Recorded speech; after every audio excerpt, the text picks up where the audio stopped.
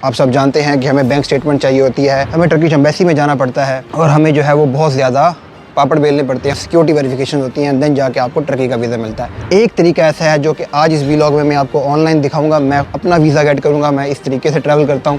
अगर वो रिक्वायरमेंट आप पूरी कर लें तो टर्की आपको 10 मिनट के अंदर ऑनलाइन वीज़ा देगा।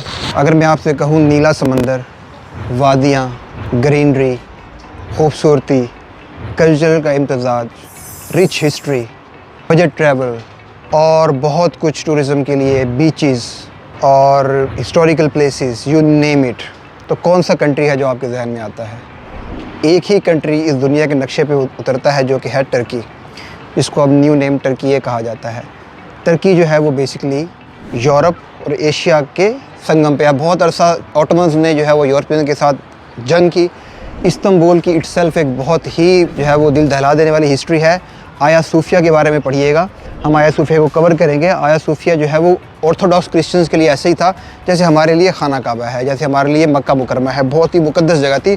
इस्तांबुल जो है वो यूरोप और एशिया के बिल्कुल मिलन के ऊपर है। तो जब आप एक ब्रिज क्रॉस करते हैं तो इस तरफ यूरोप है और इस तरफ इस्तांबुल है। खैर, अब यहाँ आज का व्लॉग हमारा है टर्की का वीज़ा किस तरह से गेट करना है। पाकिस्तानी पासपोर्ट के ऊपर, इंडियन और बांग्लादेशी पासपोर्ट के ऊपर वीज़ा गेट करना बहुत बड़ा मसला है। आप सब जानते हैं कि हमें बैंक स्टेटमेंट चाहिए होती है, हमें टर्किश एम्बेसी में जाना पड़ता है और हमें जो है वो बहुत ज़्यादा पापड़ बेलने पड़ते हैं। उसके बाद वेट करना पड़ता है, सिक्योरिटी वेरिफिकेशन होती हैं, देन जाके आपको टर्की का वीज़ा मिलता है।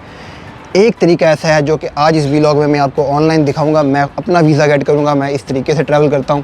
अगर वो रिक्वायरमेंट आप पूरी कर लें तो टर्की आपको 10 मिनट के अंदर ऑनलाइन वीज़ा देगा। $60 की फ़ीस के साथ आपको ऑनलाइन वीज़ा जो है वो टर्की प्रोवाइड करेगा। उसके लिए इस व्लॉग के अंदर बने रहें, एंड तक देखते रहें। टर्की के व्लॉग्स में टर्की ट्रैवल करूंगा, वहाँ की हिस्ट्री कवर करूंगा बहुत ही डिफरेंट एंगल से। बजट ट्रैवल कैसे करना है, होटल्स की प्राइसेस क्या क्या हैं, किस तरह से वहाँ पे जाना है, एयरलाइन कौन सी चूज़ करनी है, सस्ते से सस्ता ऑप्शन कैसे यूज़ करना है, वो मैं आप लोगों को बताऊँगा। और वो व्लॉग अगर आप देखना चाहते हैं तो चैनल को सब्सक्राइब ज़रूर कर लें ताकि आने वाले व्लॉग जो है वो आपको मिल सकें। तो चलते हैं अब टर्की का वीज़ा किस तरह से हमने गेट करना है वो हम देखते हैं step by step process. 10 minutes के अंदर हम वीज़ा गेट करेंगे। जब हम प्रोसेस स्टार्ट करेंगे उसके लिए कुछ रिक्वायरमेंट्स हैं। पहले मैं आपको ये बता देता हूँ कि अगर आप गूगल पे जाके सर्च करेंगे टर्की वीज़ा ऑनलाइन तो यहाँ पे आपको बहुत सारी साइट्स नज़र आएंगी। आपने इस तरह की साइट्स के ऊपर नहीं जाना क्योंकि ये वही काम करेंगे जो मैं आपको बताने जा रहा हूँ। अब आते हैं हम बैक की कौन सी साइट्स हैं। 2 वेबसाइट्स हैं टर्की की जो कि ऑफिशियल हैं। जैसे हमारे पास गवर्नमेंट की वेबसाइट के अंदर gov.pk आ रहा होता है या gov.india वालों के पास in. आ रहा होता है एक्सटेंशन। ये गवर्नमेंट की रजिस्टर्ड एक्सटेंशन है .tr। तो MFA ministry of foreign affair .gov.ta ये टर्की की ऑफिशियल वेबसाइट है जिसके ऊपर तमाम पॉलिसीज़ आपको मिलेंगी कि कौन सा वीज़ा आपने गेट करना है, उसके लिए क्या क्या डॉक्यूमेंट्स चाहिए हैं, क्या क्या चीज़ें चाहिए हैं। जो वीज़ा हम अप्लाई करने जा रहे हैं टर्की का ऑनलाइन, उसके लिए आपको जो डॉक्यूमेंट्स चाहिए हैं वो हम बताएंगे। कोई ज़्यादा बड़ी रिक्वायरमेंट नहीं है उसकी, कोई मल्टीपल आपको एयर टिकट नहीं चाहिए, कोई होटल बुकिंग नहीं चाहिए, कोई बैंक स्टेटमेंट नहीं देनी, ठीक है, उसके लिए। और उसके जो रिक्वायरमेंट्स हैं वो हम अपनी वीडियो में देखेंगे। इस वेबसाइट के अंदर सारी इन्फॉर्मेशन आपको मिलेगी वीज़ाज़ के बारे में। नाउ कमिंग बैक कि ई वीज़ा की जो साइट है वो है evisa.gov.tr, ठीक है। इस पे आप जाएंगे, अप्लाई के बटन पे क्लिक करेंगे और पासपोर्ट के आइकन के ऊपर क्लिक कर देंगे तो ये आपको एक पेज के ऊपर ले जाएगा जिस पेज के अंदर जाके आप पाकिस्तानी पासपोर्ट के साथ आप स्टार्ट कर सकते हैं। ऑलमोस्ट इंडिया, पाकिस्तान और बांग्लादेश के लिए सेम ही रिक्वायरमेंट्स हैं। तो पाकिस्तान ऑर्डिनरी पासपोर्ट सिक्योरिटी के अंदर ये केस सेंसिटिव है तो आप यहाँ पे नंबर्स देंगे जो भी स्क्रीन पे लिखे हुए आ रहे हैं। Save and continue. Next page आपके पास आएगा कि वीज़ा की डेट क्या है, आपने किस डेट को जाना है। तो ये जो ई वीज़ा है ये 30 डेज़ के लिए, 30 दिन के लिए वैलिड होता है। तो आप ये वीज़ा जब भी गेट करेंगे तो आप अपनी कोशिश करेंगे कि अगर आप प्लान कर रहे हैं ट्रैवल का तो आप टेंटेटिव डेट्स डालें क्योंकि ये वीज़ा जिस डेट को आपको मिलेगा उस तारीख से ये 6 मंथ तक, 6 महीने तक के लिए वैलिड होगा। आप 6 माह के अंदर कभी भी एंट्री कर सकते हैं। तो मैंने क्योंकि नेक्स्ट मंथ ट्रैवल करना है तो मैं 15 जुलाई को इस वीज़ा के अंदर डेट डालता हूँ। अब मुझे ये बता रहा है कि मेरा वीज़ा जो है वो 15 जुलाई से 10 जनवरी 2023 तक के लिए 180 दिनों के लिए वैलिड होगा। और मैं जो है वो 30 दिन से ज़्यादा नहीं रह सकता। ये सिंगल एंट्री वीज़ा हो मिलेगा आपको 30 दिन के लिए, सिर्फ टूरिस्ट पर्पजेज़ के लिए और किसी तरीके के लिए नहीं। टर्की जो है वो आप सब जानते हैं यूरोप के बॉर्डर पर है, तो लोग वहाँ से स्किप भी करते हैं। तो टर्की जो है वो काफ़ी स्ट्रिक्ट है वीज़ा रजीम के अंदर, specially for Pakistan and India, because बहुत सारे यहाँ पे हमारे पास इस तरह के इंसिडेंट्स हैं। सिंगल एंट्री वीज़ा है, $60 का है, और इसमें ये सारे पेमेंट्स मेथड आप यूज़ कर सकते हैं इसको पे करने के लिए। अगर आप डेबिट कार्ड यूज़ कर रहे हैं पाकिस्तान से तो मेक श्योर करें कि जो आपकी ऑनलाइन ट्रांजैक्शंस हैं वो आपने बैंक से अनेबल करवाई हुई हैं। Save and continue. Next page जो हमारे पास आएगा वो आएगा प्री रिक्विजिट्स का। ठीक है, आपने ये सारे जो है चेक बॉक्स 1 बाय 1 टिक कर देने हैं कि आपके पास सारे डॉक्यूमेंट्स हैं। Now save and continue.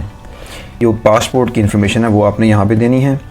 Passport के मुताबिक आपका गिवन नेम और पासपोर्ट के मुताबिक आपका surname. Date of birth आपने यहाँ पे दे देनी है, जो भी आपकी डेट ऑफ बर्थ पासपोर्ट के ऊपर मेंशन है सेलेक्ट कर लेंगे। प्लेस ऑफ बर्थ भी आपके पासपोर्ट के रिकॉर्ड्स के मुताबिक, mother name, father name, passport number और पासपोर्ट की इशू डेट। अच्छा जी, अब जो सपोर्टिंग डॉक्यूमेंट का नेक्स्ट कॉलम है, इसके अंदर अगर आपके पास कोई भी वीज़ा है जो कि आपके पास आयरलैंड का वीज़ा है, शेंगन वीज़ा है, अमेरिका का वीज़ा है या यूनाइटेड किंगडम का वीज़ा है, या आपके पास वहाँ का कोई रेजिडेंट परमिट है, तो आप यहाँ पे सेलेक्ट कर लेंगे। अगर आपके पास नहीं है तो आप ये वीडियो एंड तक देखें। आप यहाँ पे यूएस वीज़ा सेलेक्ट करें और इस वीडियो के एंड पे जो वीडियो आएगी उसको देखें, तो आपको ये सब यहाँ पे क्या सपोर्टिंग डॉक्यूमेंट डालना है वो आपको पता लग जाएगा। और वो प्रोसेस भी सारा ऑनलाइन है, उसमें आपको कुछ करने की ज़रूरत नहीं है, आपको मैं सारा उसमें गाइड करूँगा, तो डोंट वरी अबाउट दैट।